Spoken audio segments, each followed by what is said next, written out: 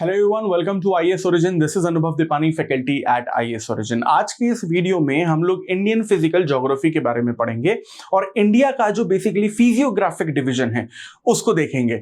अब ये बिल्कुल भी टफ या कॉम्प्लिकेटेड नहीं है, लेकिन थोड़े से ज्यादा इसमें कैटेगराइजेशन देखने को मिलते हैं, जिसकी वजह से थोड़ा सा कठिन लगने लगता है। लेकिन अगर आप इसको अच्छे से कैटेगराइज करें और मैप के थ्रू समझे, it becomes actually very easy. जैसे कि यहां पर ये जो फिजियोग्राफिक डिवीजन आपको इंडिया का इस वक्त दिख रहा है, इसको अलग अलग कैटेगरीज में डिवाइड किया गया है। For example, central highlands, eastern प्लेटू, western Ghats, eastern Ghats and your Deccan प्लेटू। अब अगर आप सेंट्रल हाईलैंड्स को देखते हैं तो इसके अंडर विंध्याचल, सतपुड़ा, मालवा, बुंदेलखंड और अरावली जैसे आपको फीचर्स देखने को मिलते हैं। और वहीं अगर ईस्टर्न घाट की तरफ देखें तो बुंदेलखंड प्लेटू, छोटा नागपुर प्लेटू, दंडकारण्य और छत्तीसगढ़ प्लेन देखने को मिलता है। वहीं अगर हम वेस्टर्न घाट पे जाएं तो वेस्टर्न घाट नदन सह्याद्री, मिडिल और सदर्न सह्याद्री में, ईस्टर्न घाट आपका नदन सरकास, आंध्रा हिल्स और तमिलनाडु हिल्स, और वहीं डेक्कन प्लेटू आपका डेक्कन ट्रैप, कर्नाटका प्लेटू और आंध्रा प्लेटू में डिवाइडेड है। सबसे पहले हम लोग एक काम करते हैं कि ये जो हमारा सेंट्रल हाईलैंड है, इसको हम लोग पहले मैप के थ्रू देखते हैं कि इसकी एग्जैक्ट लोकेशन क्या है, और फिर जो इसके बारे में फैक्ट्स हैं उनको हम लोग समझने की कोशिश करते हैं। अगर इंडिया के मैप की तरफ हम लोग चलें और सबसे पहले सेंट्रल हाईलैंड्स पे हम फोकस करें, तो ये जो पूरा का पूरा रीजन है, दिस होल रीजन, ये आपका बेसिकली मालवा का जो प्लेटू है वो कहलाता है, यानी आपका वेस्टर्न मध्य प्रदेश।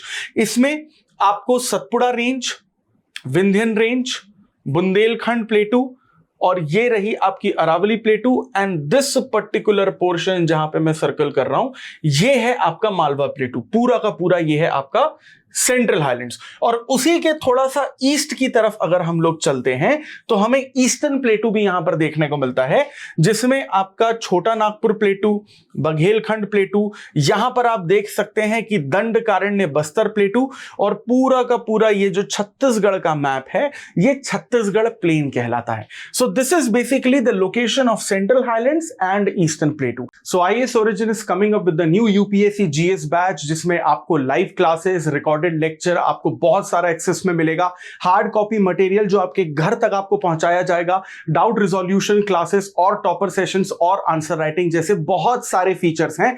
सभी फीचर्स को डिटेल में जानने के लिए डिस्क्रिप्शन में जो लिंक दिया गया है उसे क्लिक करिए और आईएएस ओरिजिन के ऑफिशियल नंबर पर कांटेक्ट करिए। अब हम लोग चलते हैं इसके बारे में थोड़ी सी थ्योरेटिकल चीजें पढ़ने के लिए। अब अगर आप सबसे पहले इसमें सेंट्रल हाईलैंड्स की तरफ ध्यान देते हैं तो मालवा प्लेटू आपको सबसे पहले देखने को मिलता है। Malwa plateau in the sense western Madhya Pradesh, और वेस्टर्न मध्य प्रदेश के करीबन करीबन 17 डिस्ट्रिक्ट्स आपको इसके अंडर देखने को मिलते हैं। एवरेज हाइट की अगर मालवा प्लेटू की बात करें तो 600 मीटर के आसपास है। और ये बना किस तरीके से है, आईएएस ओरिजिन के पहले के यूट्यूब वीडियोज में इसको अच्छे से समझाया जा चुका है ऑलरेडी, क्योंकि यहां पर वोल्केनिक इरप्शन हुआ था इफ यू रिमेंबर, जिसमें सिलिका की क्वांटिटी कम थी ताकि उसकी वजह से विस्कोसिटी कम हुई और ये ज्यादा फैल पाया, और इसी की वजह से गुजरात और महाराष्ट्र जिस तरीके से बना, मालवा प्लेटू का भी आपको कहीं ना कहीं स्ट्रक्चर वैसा ही देखने को मिलता है। और इसी वजह से यहां पर ब्लैक सॉइल भी है और कॉटन का एग्रीकल्चर भी यहां पर ज्यादा होता है। इसके अलावा अगर हम लोग यहां पर देखते हैं तो दो तरीके की रिवर्स आपको देखने को मिलती है मालवा प्लेटू में। एक रिवर वो जो अरेबियन सी की तरफ जाती है, जैसे नर्मदा, ताप्ती और माही रिवर, और वहीं ऐसी रिवर्स जो बे ऑफ बंगाल की तरफ जाती हैं, यानी चंबल और बेतवा। वैसे तो चंबल और बेतवा खुद में यमुना के ट्रिब्यूटरीज भी हैं। अब 600 मीटर अगर इस मालवा प्लेटू की हाइट है तो इसमें भी कोई ना कोई पीक होंगे ही। जैसे मालवा प्लेटू या वेस्टर्न मध्य प्रदेश का जो हाईएस्ट पीक है उसे हम सिगार पीक के नाम से जानते हैं, जो 881 मीटर ऊंचा है। उसके बाद सेकंड नंबर पे आता है जानापाव पीक। अब ये जानापाव पीक चंबल नदी के लिए भी बहुत ज्यादा फेमस है, क्योंकि चंबल नदी या चंबल रिवर इसी जानापाव पीक से निकलती है। और इसके बाद तीसरे नंबर पे आता है आपका धजरी पीक, जो 810 मीटर्स ऊंचा है। इसके बाद अगर हम लोग बात करें बुंदेलखंड प्लेटू की, तो बुंदेलखंड प्लेटू जो है वो कहीं ना कहीं आपको मध्य प्रदेश और उत्तर प्रदेश के बॉर्डर पे देखने को मिलता है, यानी कि सदर्न उत्तर प्रदेश और नॉर्थ मध्य प्रदेश, जैसा हम लोगों ने मैप में देखा था। और ये पूरा का पूरा जो बुंदेलखंड का रीजन है ये आपको ग्रेनाइट से बना हुआ दिखता है। इसमें उत्तर प्रदेश के कुछ इंपॉर्टेंट डिस्ट्रिक्ट जैसे झांसी, ललितपुर, हमीरपुर और मध्य प्रदेश के कुछ डिस्ट्रिक्ट जैसे कि टीकमगढ़, छतरपुर और पन्ना आपको देखने को मिलते हैं। हाईएस्ट पीक इसकी सिद्ध बाबा की पीक है जो करीबन 1172 मीटर्स ऊंची है। प्रॉब्लम बुंदेलखंड के साथ यह है कि यहां पर सूखे पत्ते बहुत ज्यादा पाए जाते हैं। वैसे सूखे पत्ते इसलिए पाए जाते हैं क्योंकि यहां पर बारिश कम होती है, क्योंकि अगर आप यहां का एनुअल रेनफॉल भी देखते हैं तो सिर्फ वो 55 सेंटीमीटर पर एनम देखने को मिलता है। इसीलिए उत्तर प्रदेश की सरकार और भारत की सरकार न जाने कितने सालों से यहां पर पीने के पानी की व्यवस्था करने के लिए स्कीम्स पे स्कीम्स बनाई जा रही हैं, लेकिन पानी की कमी यहां पर हमेशा से रही है और एक काफी अंडर डेवलप्ड रीजन भी इसे माना जाता है। वहीं अगर हम लोग अरावली रेंज की बात करते हैं तो अरावली रेंज के बारे में खास बात यह है कि ये इंडिया की सबसे पुरानी रेंज है। आज आपको अरावली रेंज जैसा हमने मैप में देखा था वो सिर्फ आपको राजस्थान और दिल्ली में ही देखने को मिलता है, लेकिन अगर आप एक मिनट के लिए वर्ल्ड मैप इमेजिन कर पाए तो एक वक्त था लाखों साल पहले जब अरावली रेंज इंडिया से होते हुए पाकिस्तान, अफगानिस्तान, इराक और ईरान तक फैली हुई थी। और यह अरावली रेंज का इरोजन होता रहा है हवा की वजह से। जिस तरीके से हमने पिछले कुछ वीडियोस में पढ़ा था कि जब भी कोई नदी हिमालय से निकलती है या फिर मालवा प्लेटू के ऊपर जाती है तो उसके पत्थर या कंकड़ को तोड़ती रहती है और ब्लैक सॉइल बनाती है या अलुवियल सॉइल बनाती है।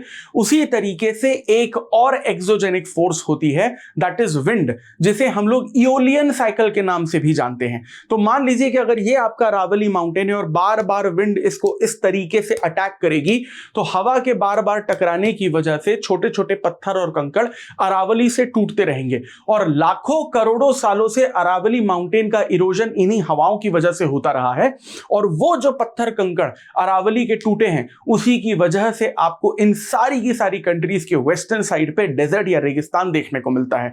अगर आप इंडिया देखें, पाकिस्तान देखें, अफगानिस्तान देखें, इराक या ईरान देखें तो इन सभी कंट्रीज के वेस्टर्न बॉर्डर पर आपको डेजर्ट देखने को मिलेगा। यह बात बिल्कुल सही है कि वेस्टर्ली विंड्स का बहुत बड़ा रोल है इनके डेजर्ट में, लेकिन इस डेजर्ट को बड़े लेवल पे फैलाने में अरावली माउंटेन के इरोजन का भी आपको हाथ देखने को मिलता है। और लाखों करोड़ों साल बाद हमारी आने वाली जनरेशंस ये भी देखेंगी कि शायद वो ज्योग्राफी में कभी अरावली माउंटेन के बारे में पढ़ेंगी ही नहीं, क्योंकि जब तक लाखों करोड़ों साल बाद वो अरावली माउंटेन के बारे में पढ़ सकें तब तक अरावली माउंटेन पूरी तरीके से इरोड हो चुका होगा और थार डेजर्ट में यानी कि गुजरात और राजस्थान के डेजर्ट में कन्वर्ट हो चुका होगा।